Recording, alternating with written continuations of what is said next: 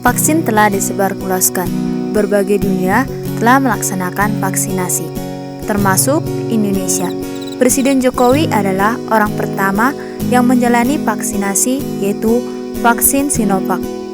Lalu, apa itu vaksinasi? Mari mengenal lebih dalam tentang vaksinasi. Seputar vaksin dan hal-hal yang perlu diketahui tentang vaksin. Apa yang dimaksud dengan vaksin?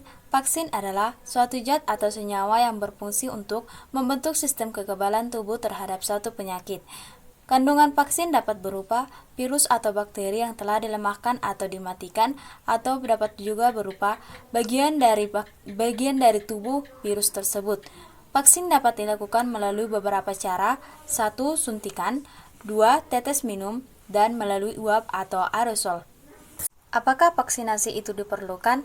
Vaksinasi adalah proses memasukkan vaksin ke dalam tubuh seseorang.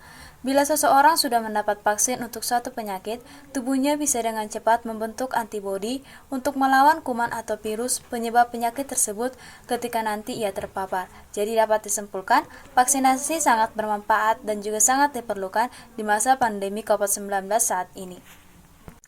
Apa bedanya vaksinasi dan imunisasi? Imunisasi adalah proses pembentukan zat kekebalan tubuh atau antibodi terhadap penyakit tertentu setelah seseorang melakukan vaksinasi. Agar antibodi terbentuk, seseorang harus diberi vaksin sesuai dosis dan jadwal yang telah ditentukan. Mengapa vaksinasi itu penting? Vaksinasi itu penting dikarenakan vaksin dapat mencegah penularan penyakit, terutama penyakit yang disebabkan oleh infeksi. Karena vaksin dapat membuat tubuh mengenali bakteri atau virus penyebab penyakit sehingga tubuh memberikan perlawanan dengan cepat. Tahap pembuatan vaksin: 1. Eksplorasi, 2. Studi praklinis, 3. Uji klinis fase 1, 4.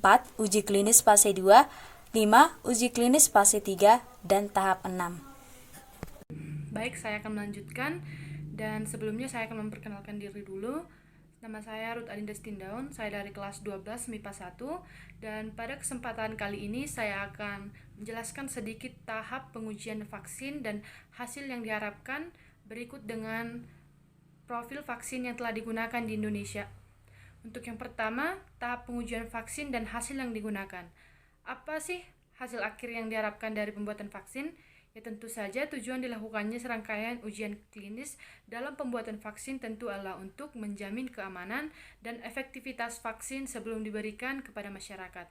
Karena vaksin COVID-19 masih sangat baru, penelitian dan evakuasi masih terus dilakukan untuk menilai respon tubuh dan kemungkinan efek samping vaksin COVID-19 yang pada manusia. Dan hasil yang ingin dicapai dengan pembuatan dan pemberian vaksin COVID-19 ini adalah untuk menurunkan angka COVID di Indonesia dan juga untuk meningkatkan yaitu herd immunity.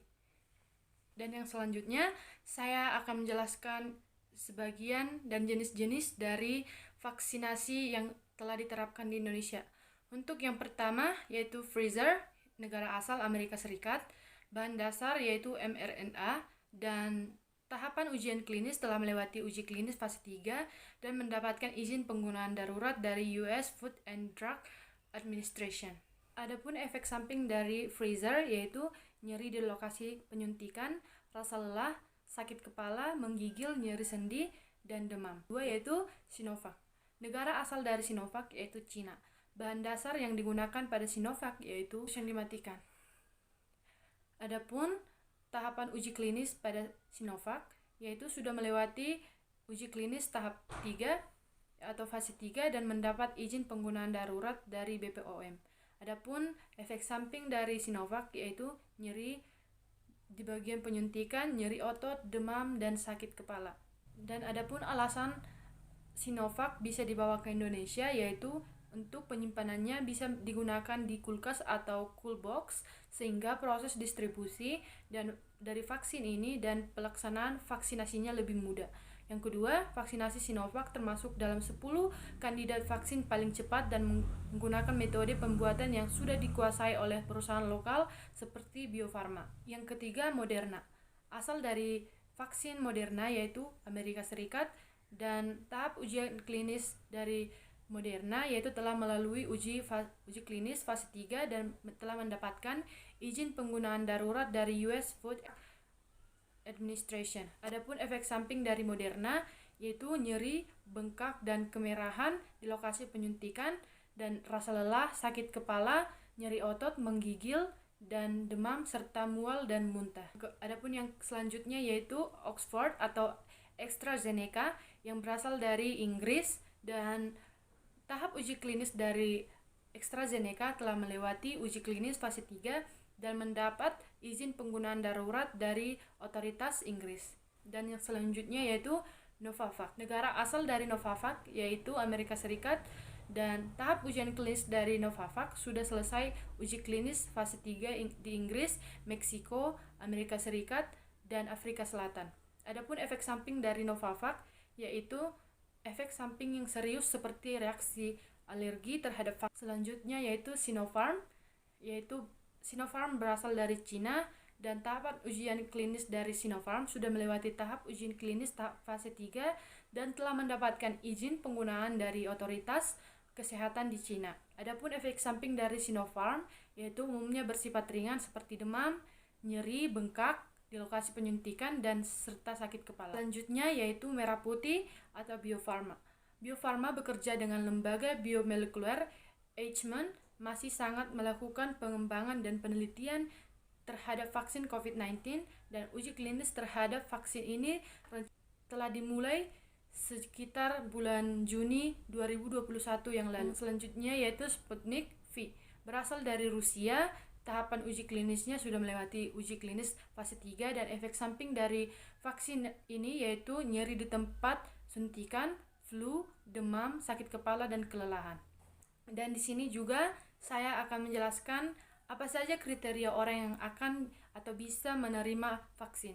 Untuk yang pertama, tidak pernah terpapar atau terkonfirmasi menderita COVID-19 atau sudah sembuh dari COVID-19 minimal 3 bulan. Yang kedua, suhu tubuh normal tidak melebihi 37,5 derajat Celcius dan tidak sedang hamil, dan ibu menyusui masih diperbolehkan mendapatkan vaksinasi COVID-19. Kemudian, orang dengan HIV bisa diberikan vaksinasi COVID-19 jika angka CD4-nya lebih dari 200.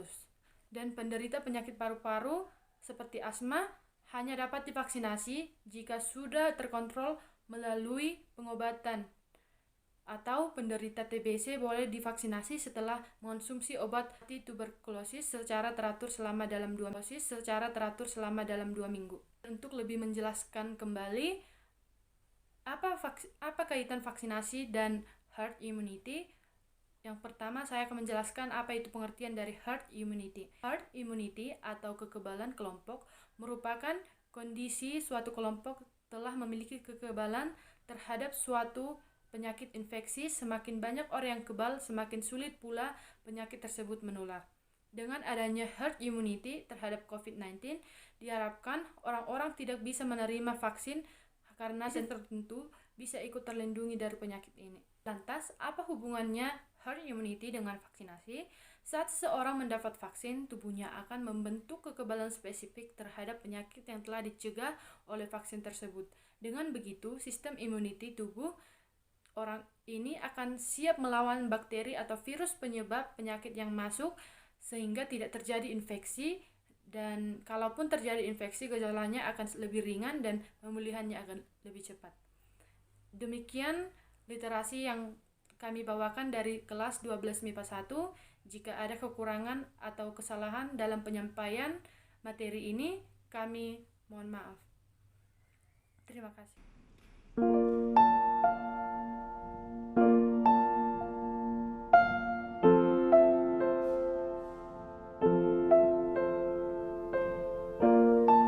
Traveling places I ain't seen you in ages.